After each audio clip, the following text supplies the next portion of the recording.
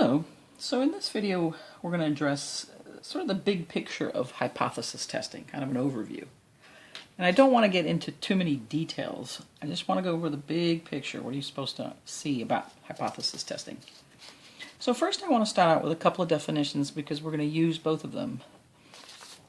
So first, the p-value is the probability of getting the sample you got or of getting a sample that is more extreme, assuming the null is true.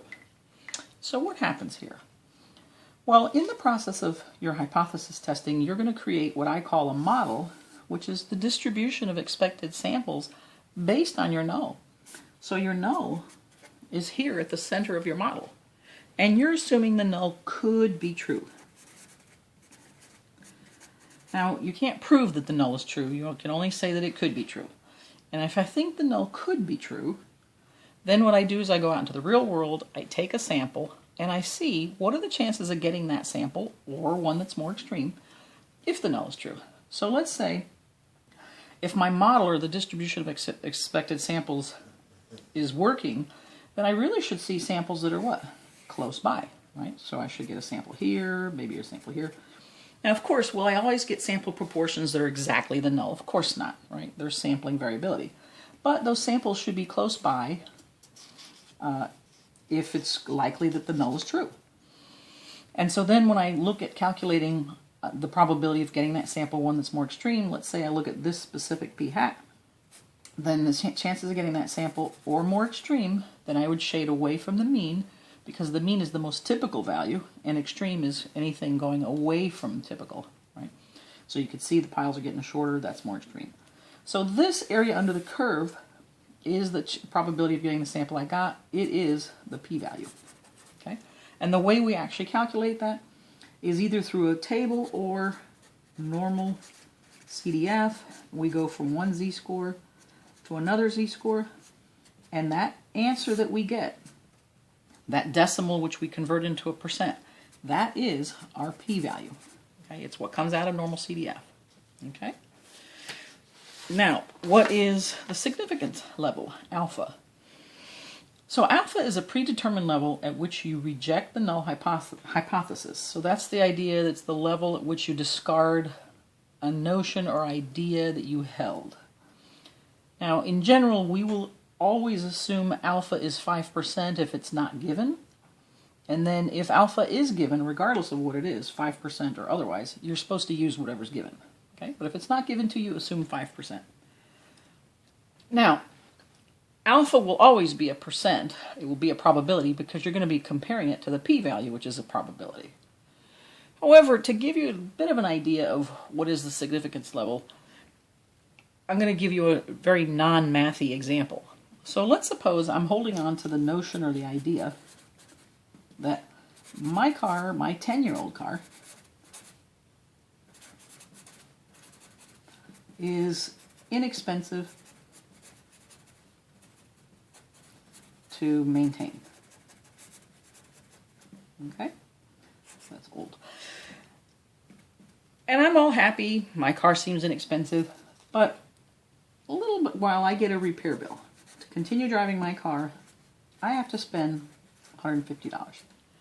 So I think, well, do I still hold on to this notion that I think my car is inexpensive? Or do I pay the $150, and so therefore I pay the $150 and I keep driving my car? Or do I discard this? Well, let's say for me, I pay the repair bill and I'm still happy about my car. Then let's say 4 months later, I get another repair bill. And to continue driving this car, it's going to cost me another $275. Well, do I discard then my notion that my car is inexpensive to maintain? Or do I keep going? Well, let's say I keep going. And then 7 months later, I get another repair bill. And this one is for $700. And that's it, I'm done. I now no longer believe my 10-year-old car is inexpensive to maintain. Well, in that case, that was my significance level. It was the point at which I said, I'm done. Now, why is it that you can have different significance levels? Like in one hypothesis test, you might use alpha as 1%, and another one you might use that it's 10%, and another one you use that it's 5%. Well, again, referencing this analogy, it could be that one person would have quit after the $150 bill. Or another person might have quit after the $275 bill. Or another person might have kept going. So some of it is situational, right? Now, I do want to just point out that the example I gave with dollar values is not what you'd ever see in a significant level. Again, in statistics, everything's about probabilities. So we've decided that if you get a sample value or sample proportion where there's less than 5% chance of getting that value, we normally assume, we don't think the null is true any longer. Okay? So, let's look at kind of a big picture idea then. When we do our hypothesis testing and we create our distribution of expected samples, because we have a null where somewhere there we say we believe that it could be true that the percent of all people who have a trait is this, right? And then there's some alternative. Well, if we get a sample, we go out into the real world, and then we get a sample proportion that ends up being kind of close to the null, so that when we calculate the probability of getting that sample, let's say we get 20%, and we think, wow, our model predicted what was going to happen at a high rate, at 20%, at a much higher rate than the significance level, 5%. So my model is pretty good. So I think that this null could be true. So if this could be true, right, then the alternative is not likely to be true. So we say do not reject the null.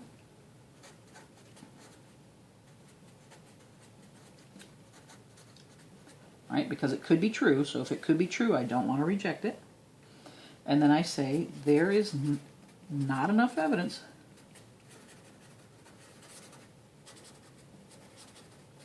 that the alternative is true. Now, of course, I've got to write the alternative in context. So this is what we're saying. If this could be true, then this is likely not to be true. And the way I tell you that the alternative is not likely to be true is we say there's not enough evidence that the alternative is true. The other possibility then is we're doing our hypothesis testing. Remember, the null is here at the center, which is P. And I get a sample proportion that's really far. And of course, it could be on this side or that side. That's not terribly relevant right now. But let's say I get it here to the right of the null, and I find out the probability of getting that sample, which is here, my p-value. And by the way, this 20% here, that's my p-value. It's the area under the curve. So I get a p-value, and let's say there's a 1% chance of getting that sample. Well, now I think, my model didn't do so well. It predicted what was going to happen at a 1% rate. That's pretty bad. So I'm starting to question whether my null is true or not. I don't think it is. So you say, I don't think my null is true, so I do think that it's likely the alternative is true. So in that case, I say, here's my null. I reject my null. And I say, there is strong evidence that the alternative is true. Okay? So if I don't think the null is true, then I think it's likely the alternative is true. So I say there is strong evidence the alternative is true. Okay? So here's the sort of a flowchart form. When you're doing this and you're getting toward your conclusion, you're saying, I'm going to compare the probability of getting the sample I got to my significant level, and if the chances of getting the sample I got are high, much higher than the significance level, that means my model was good, my null could be true, so I don't want to reject it, and therefore there's not enough evidence for the alternative. If instead I compare the probability of getting the sample I got, and that probability was very low, lower than the significance level, then I start to question whether my null is true. I don't think it's true, so I reject it, and I say there's strong evidence for the alternative. All right? Now I want to point out then these three steps to your conclusion. You compare your p-value to your alternative. You're either going to write reject or do not reject the null, and then you're going to write one of these two sentences. There is either strong evidence or there's not enough evidence the alternative is true.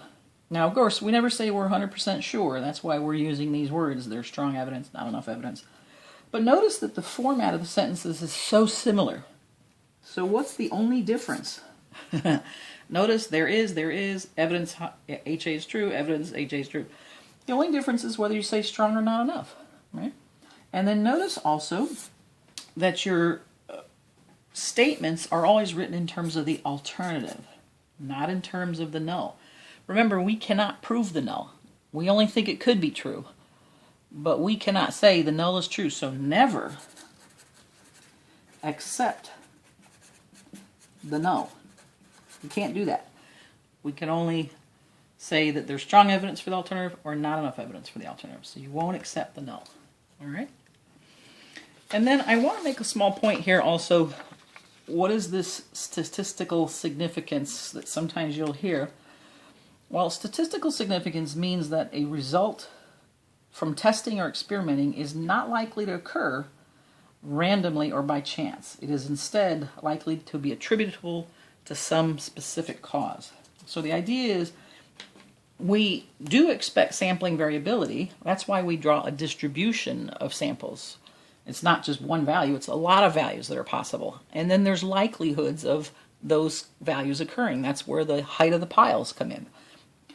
So we do expect samples to vary, but at what point do you believe that the difference between what you thought could be true, the null, and then the actual sample you got in real life are no longer due to chance, but instead indicate that something is likely to be true, and that would be that you would reject your null, and therefore there's strong evidence for the alternative. So that's what we're really saying here.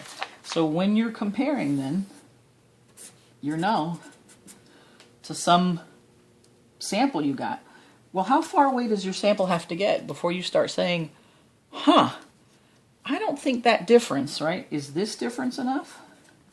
Right? Or is it going to be this difference? Is that the difference that it's going to take for you to kind of go, I think now that difference is not explained by just sampling variability where your samples may be here, or here, or here. At what point do you think, I don't think that sample is really likely. So now I really question, this is no longer true, I don't think. It's attributable to something else, not just random sampling variability. All right? Thanks so much for listening.